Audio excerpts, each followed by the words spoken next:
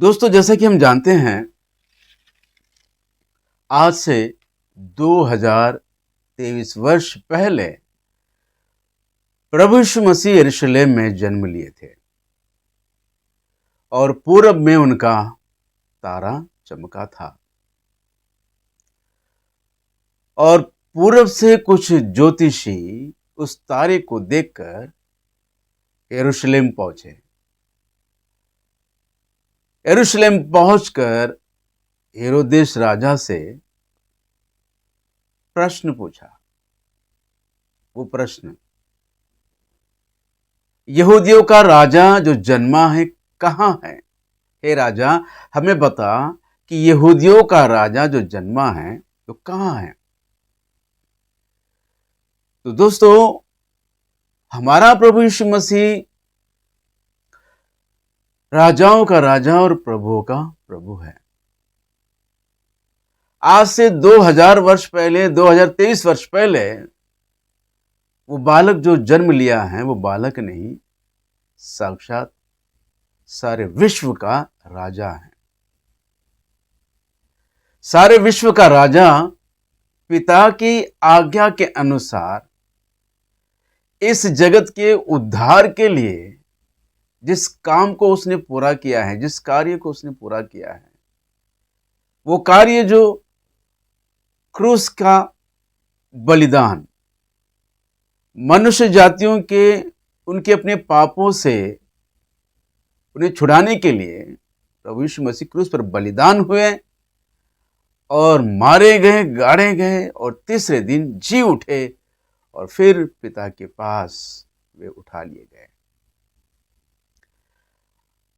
पिता के आज्ञा के अनुसार जगत के उद्धार के लिए उन्होंने अपना कार्य पूरा करके चले तो गए हैं, पर जिस उद्देश्य से जन्मे हैं वो राजाओं का राजा, यहूदियों का राजा ही नहीं, वो सारे विश्व का राजा है।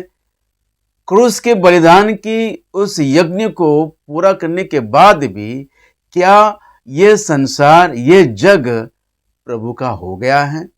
क्या इस जग पर प्रभु का अधिकार चल रहा है?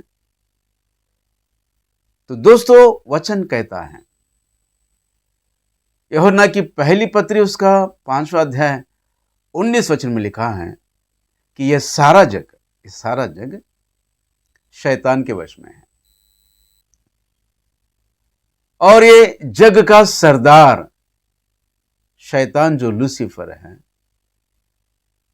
जग का सरदार, ये शब्द भी यूहन्ना रचित सुसमाचार 14 अध्याय 3 वचन में लिखा हुआ है।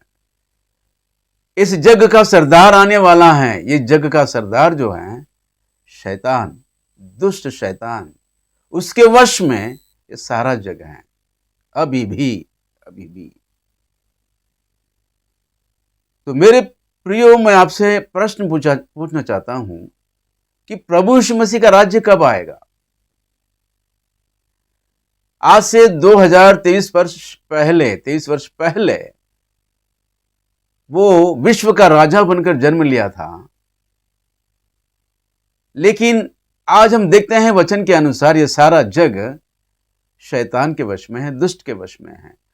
तो प्रभु यीशु मसीह का राज्य कब आएगा? ये सबसे बड़ा प्रश्न हमारे सामने है। इस प्रश्न के जवाब में मैं आपको एक वचन पढ़कर सुनाना चाहता हूं। कृपया ध्यान दीजिए। प्रकाशित वाक्य उसका 11 अध्याय और मैं आपको 15 वचन पढ़कर सुना रहा हूं। ध्यान दीजिए। लिखा है, जब 7वें दूत ने तुरही फूकी तो स्वर्ग में इस विषय के बड़े बड़े शब्द होने लगे, जगत का राज्य हमारे प्रभु का और उसके मसीह का हो गया और वह युगानुयुग राज्य करेगा। वह युगानुयुग राज्य करेगा। ऐसा एक दिन आएगा, ऐसा एक समय भी आएगा कि प्रभु यीशु मसीह इस जगत के राज्य में, इस जगत में, पूरे विश्व में युगानुयुग राज्य करेगा। पर वो कब होगा? तो लिखा है, जब 7वें स्वर्गदूत ने तुरही फूकी सातवें स्वर्गदूत ने तुरही फूकी तो क्या हुआ?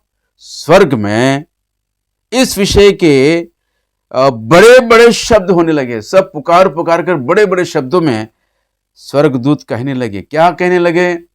जगत का राज्य हमारे प्रभु का और उसके मसीह का हो गया और युगानुयुग राज्य करेगा। और इसके विषय में दोस्तों 16 वचन में हम देखते हैं 24 प्राचीनों ने भी परमेश्वर का धन्यवाद किया। आइए हम पढ़ते हैं। तब 24 प्राचीन जो परमेश्वर के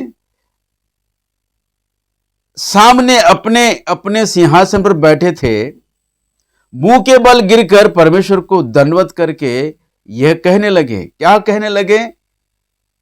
हे सर्वशक्तिमान प्रभु परमेश्वर जो है और जो था, हम तेरा धन्यवाद करते हैं कि तूने अपनी बड़ी सामर्थ्य को काम में लाकर राज्य किया है। अपने सामर्थ्य को काम में लाकर राज्य किया है। तेरा धन्यवाद करते हैं।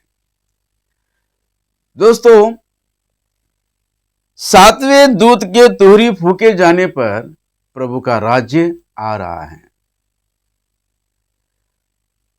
प्रभु का राज्य जो युगानुयुग आने वाला है इस पृथ्वी पर, वो कब आ रहा है? सातवें स्वर्गदूत के तुरही फूके जाने पर। तो सातवें स्वर्गदूत के तुरही फूके जाने पर ऐसा क्या हो रहा है? ऐसा क्या घटना घट रही है जो स्वर्गदूत और 24 प्राचीनों ने परमेश्वर का धन्यवाद किया है? तो आइए मेरे दोस्तों 18 वचन में पढ़ते हैं। मैं फिर एक बार आपसे कहना चाहता हूं, सातवें स्वर्गदूत ने जब तुरही फूकी, ऐसा क्या घटना घटने जा रही है जिसके विषय में बड़े बड़े शब्दों के साथ स्वर्ग में स्वर्गदूत और 24 प्राचीनों ने परमेश्वर का धन्यवाद किया है। उसके बाद युगानुयुग राज्य आने के विषय में बता रहे हैं। तो ये हमें जानना बहुत जरूरी है कि ऐसा क्या होने जा रहा है जब सातवें स्वर्गदूत के तुरही फूके जाने पर। तो 18 वचन में हम देखते हैं, ध्यान दीजिए, आपको बड़े ध्यान से सुनना है। जातियों ने क्रोध किया पर तेरा प्रकोप आ पड़ा और वह समय आ पहुंचा है कि वो समय आ पहुंचा है। कौन सा समय? प्रभु यीशु मसीह का आना और कलीसिया का उठा लिया जाना, उसकी दुल्हन का उठा लिया जाना। ये कब हो रहा है? सातवें दूत के तुरही फूके जाने पर। सातवीं तुरही फूकी जा रही है और प्रभु का वो दिन आ रहा है। वो दिन यानी यीशु मसीह का आना और कलीसिया उसकी दुल्हन का उठा लिया जाना। जातियों ने क्रोध किया पर तेरा प्रकोप आ पड़ा और वो समय आ पहुंचा कि मरे हुओं का न्याय किया जाए और तेरे दास भविष्यवक्ताओं और पवित्र लोगों को और उन छोटे बड़ों को जो तेरे नाम से डरते हैं बदला दिया जाए। बदला दिया जाए। बदला दिया जाए यानी बदला लेना अलग विषय है। बदला देना अलग विषय है। बदला देना यानी बदले में कुछ देना चाहते हैं प्रभु, यानी वो कलीसिया को उठा लिए जाने के बाद कलीसिया का न्याय करेगा और उनके भक्ति के अनुसार बदले में इनाम देगा। तो दोस्तों यहां पर हमको पता चलता है कि सातवें स्वर्गदूत के तुरही फूके जाने पर कलीसिया उठा ली जा रही है और कलीसिया उठा लिए जाने के बाद स्वर्ग में कोलाहल मच रहा है। सारे स्वर्गदूत बड़े बड़े शब्द में पुकार के कह रहे हैं कि अब प्रभु का राज्य, उसके मसीह का राज्य आ गया है और यह राज्य युगानुयुग होगा। तो दोस्तों, यहां पर मैं आपको एक बात बताना चाहता हूं, ध्यान दीजिए। 7वें स्वर्गदूत के तुरही फूके जाने पर कलीसिया उठा ली जा रही है। कलीसिया उठा ली जा रही है तो इसका मतलब यह है बाकी 6 तुरही फूके जाने के समय काल में जो विपत्तियां आएगी पृथ्वी पर, उन विपत्तियों के दिनों में कलीसिया पृथ्वी पर रहेगी। तो इसका मतलब यह है 7 साल के महाक्लेश के दिनों में कलीसिया पृथ्वी पर रहेगी। सीधी बात है। तो यह सरासर गलत है कि कलीसिया महाक्लेश में जाने से पहले उठा ली जाएगी। जो ऐसी शिक्षा देते हैं, जो ऐसे सिद्धांत को बनाकर कलीसिया में सिखा रहे हैं, उन लोगों से मैं कहना चाहता हूं, प्री ट्रिबुलेशन रैप्चर के सिखाने वालों से मेरा यह प्रश्न है, एक वचन मुझे दिखा दीजिए, एक वचन बाइबल में से एक वचन मुझे दिखा दीजिए कि कलीसिया महाक्लेश में जाने से पहले उठा ली जाएगी। यहां हमको साफ नजर आ रहा है कि जब 7वें स्वर्गदूत के तुरही फूकी जाने पर कलीसिया उठा ली जा रही है, तो इसका मतलब यह है कि बाकी 6 तुरहियों के समय काल में जो विपत्तियां पृथ्वी पर आएगी, उन विपत्तियों के दिनों में कलीसिया पृथ्वी पर रहेगी। 7 साल के महाक्लेश में कलीसिया पृथ्वी पर रहेगी। लेकिन मेरे दोस्तों, मैं आपको बताना चाहता हूं, और 7वें तुरही के फूके जाने पर कलीसिया उठा ली जा रही है।